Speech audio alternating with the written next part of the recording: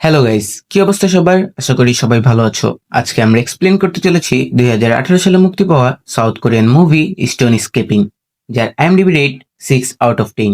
এই মুভিটিতে আমরা দেখতে চলেছি এমন একটি লোককে যার বয়স বাড়লেও তার চিন্তা শক্তি বা বুদ্ধি বৃদ্ধি পায়নি। এই নিয়ে এই মুভিটি। তো বেশি কথা না বলে আমরা সরাসরি মুভিতে চলে যাই। মুভির শুরুতে আমরা মুভির প্রধান চরিত্র সিয়ককে দেখতে পাই।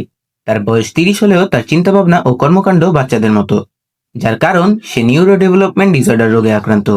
তার পরিবারের সবাই মৃত্যুবরণ করে। তার আপন বলতে আমরা তার গ্রামবাসীকে দেখি।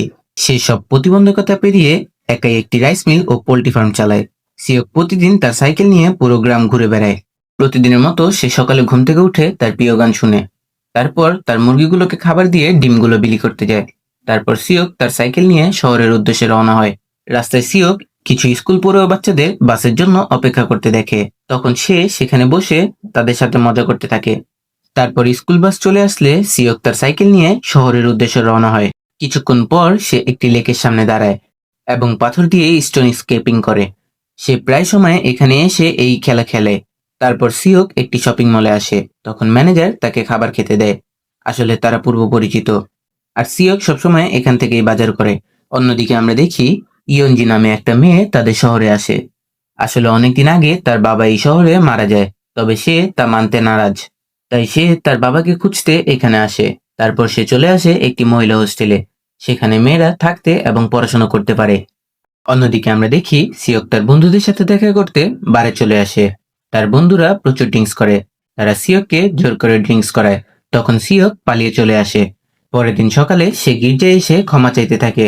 তখন ফাদার তাকে বলে, এটা তুমি ইচ্ছাকৃতভাবে করনি, ঈশ্বর অবশ্যই তোমাকে ক্ষমা করে দিবে। পরের দিন হোস্টেলের টিচার তার স্টুডেন্টদের নিয়ে গির্জা চলে আসে। আমরা জানতে পারি ফাদার আর টিচারের আগে থেকেই বন্ধুত্ব রয়েছে। তখন সিয়ক ইয়োজির ব্যাগে লাগানো পুতুল দেখে। পুতুলটি দেখে সিয়ক তা নিতে চায়। তখন ফাদার তাকে থামায় এবং ক্ষমা চাইতে বলে। সিয়ক ক্ষমা চায়। তারপর ইয়োজি হোস্টেলে চলে আসে।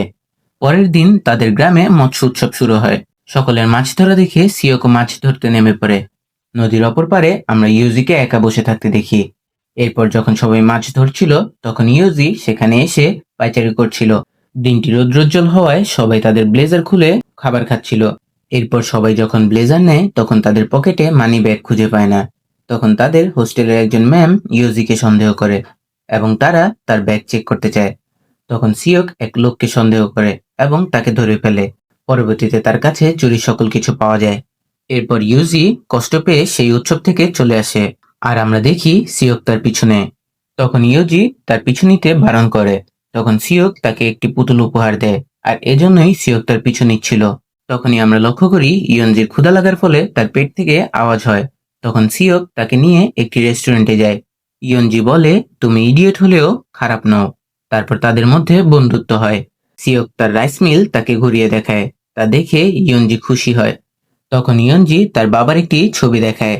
সে বলে তার বাবাকে খুঁজতে সে এখানে এসেছে। এরপর থেকে তারা দুজনে মিলে ইয়নজির বাবাকে খুঁজতে থাকে। তারা এক গাছের কাছে আসে। ইয়নজি বলে, আমার খুব পছন্দ হলো পুতুল। সে বলে গাছে ফুল ফলের সাথে পুতুল হলে খুব ভালো হতো। তারপর সিয়ক ইয়নজিকে ফাদারের সাথে দেখা করতে নিয়ে আসে। ইয়নজি তখন একটি জায়গা সম্পর্কে জানতে চায়। আসলে তার বাবা সেখানেই কাজ করতে এসে মারা যায়। তখন ফাদার তাদের সেই জায়গা সম্পর্কে বলে। তারপর তারা সেখানে গিয়ে খোঁজ নেয়। তারা দিনের বেশিরভাগ সময় একসাথে কাটায়। তারা লেকের পাড়ে এসে ভালো একটি সময় কাটায়। তারা দুজনেই স্টোন স্কেপিং খেলে। আমরা বুঝতে পারি এর পূর্বে তাদের এমন বন্ধু ছিল না। পরের দিন টিচার ফাদারের সাথে দেখা করতে আসে আর জানায় ইয়নজি সারাদিন সিওকের সাথে ঘুরে আর তার মৃত বাবাকে খুঁজে বেড়ায়। তখন ফাদার তাকে বলে শান্ত হতে, কারণ সিওক অনেক ভালো ও সহজ সরল একটি লোক, আর মানসিকভাবে বাচ্চাদের মতো। পরের দিন যখন সিওক আর ইয়নজি কথা বলছিল তখন সিওক বলে, তোমার বাবা আর বেঁচে নেই। তাই ইয়নজি রেগে সেখান থেকে চলে যায়। কিছুক্ষণ পর বৃষ্টি শুরু হয়। সে সেখানে এক ছাউনির নিচে দাঁড়ায়। অপরদিকে টিচার ইয়নজিকে খুঁজতে তার গাড়ি নিয়ে বের হয়। বৃষ্টি না থামায় ইয়নজি আবার সিয়কের বাড়িতে যায়, কিন্তু সেখানে সিয়ক ছিল না। তখন সিয়ক বাসায় আসে। সে দেখে ইয়নজি অজ্ঞান হয়ে পড়ে রয়েছে। সিয়ক তখন তাকে বেডে শুয়ে দিতে যায়। তখন টিচার সেখানে আসে, আর তার এই অবস্থা দেখে টিচার মনে করে সিয়ক হয়তোবা তার সাথে খারাপ কিছু করেছে। তারপর টিচার ইয়নজিকে হাসপাতালে ভর্তি করে।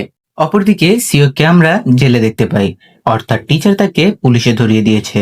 তখন ফাদার সেখানে আসে আর সব খুলে বলতে বলে, তবে সিওক তার প্রতিবন্ধকতার কারণে কিছুই বলতে পারে না। ফাদার জানে সিওক নির্দোষ। তখন ফাদার সিওককে আশ্বাস দেয়, সে তাকে জানায় সে তাকে জেল থেকে বের করবে, কিন্তু কেসের জন্য অনেক টাকার প্রয়োজন। তাই ফাদার সিওকের রাইস মিল বিক্রি করে দেয়। অন্যদিকে আমরা দেখি ইয়নজির বাবা মা তাকে দেখতে আসে। সে তার বাবাকে দেখে ভয় পায়, আসলে এটা তার আসল বাবা নয়। তার বাবা মৃত্যুর পর তার মা এই লোকটাকে বিয়ে করেছে। তারপর রাতে ইয়নজি যখন ঘুমিয়েছিল তখন সে খারাপ স্বপ্ন দেখে চিৎকার করে। তখন টিচার এসে তাকে শান্ত করে।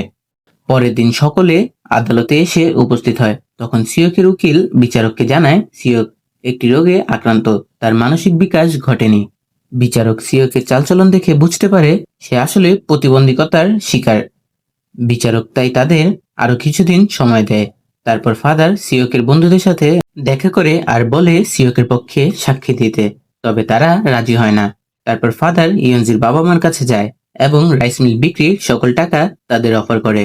তারপর আদালতে সিওক বলে, আমি প্রতিবন্ধী, আমি কিছু করিনি। তখন বিচারক তাকে ক্ষমা করে দেয়। তবে মিডিয়া এবং জনতা সিওককে দোষী ভাবে। তারা ভাবে তাকে ন্যায্য বিচার দেয়া হয়নি। এমনকি ফাদার আর সিওক যখন বাড়ি ফিরছিল তখন তাদের গাড়ির ওপর আক্রমণ করে। এই ঘটনায় পুরো গ্রাম সিওককে খারাপ ভাবতে থাকে। তার সাথে কেউ ভালো ব্যবহার করে না। সিওক যখন শপিং মলে যায় তখন ম্যানেজার তাকে বের করে দেয়। অন্যদিকে সিওক সারাদিন তার বাসায় দিন কাটায়, কারণ গ্রামের মানুষ তাকে আর ভালোবাসে না।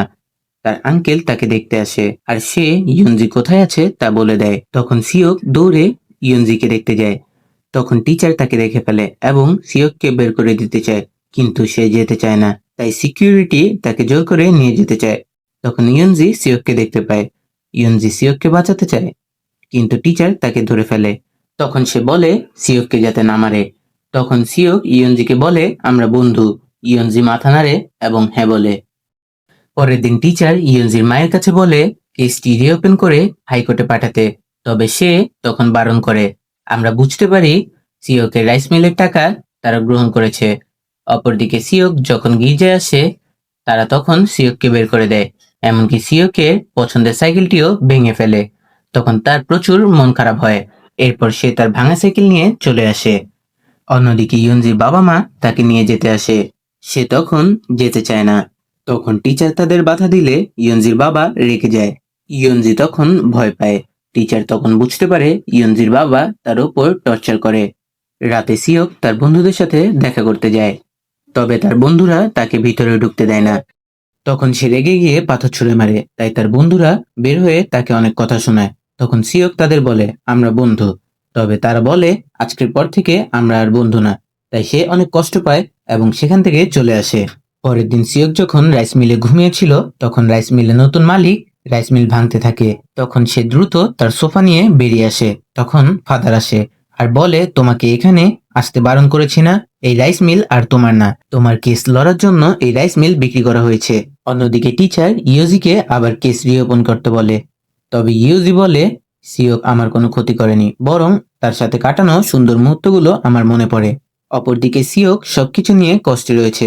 আসলে তার বয়স বেশি হলেও তার ব্রেন তো বাচ্চাদের মতো, সে এই বিষয়গুলো নিতে পারে না। আমরা দেখি পরের দিন সিওক ঘুম থেকে উঠে তার পছন্দের গান শুনে মুখে ক্রিম লাগায়। তার ফার্ম থেকে ডিম নিয়ে সে কাস্টমারের কাছে পৌঁছায়, তবে কাস্টমার তা গ্রহণ করে না। আমরা দেখি অনেকদিন যাবৎ এই ডিমগুলো তারা গ্রহণ করছে না। তারপর সিওক একটি গাছের কাছে আসে এবং গাছটি পুতুল দিয়ে সাজায়, যেমনটা ইউজি চেয়েছিল। এরপর সিওক সেই লেকের কাছে আসে যেখানে সে স্টোন স্কেপিং করত। তারপর সেখানে ইউজির মতো ছোট্ট মাছ ধরতে পানিতে নেমে পড়ে। তারপর নদীর গভীরে চলে যায়। তখন তার গ্রামবাসীর ভালোবাসা, তার ভালো দিনগুলো এবং ইউজির কথা মনে পড়তে থাকে, যার ফলে সে প্রতিবন্ধকতা দূর করতে পেরেছিল। কিন্তু এখন তাকে কেউ আর ভালোবাসে না। আর এখানেই মুভিটি শেষ হয়ে যায়।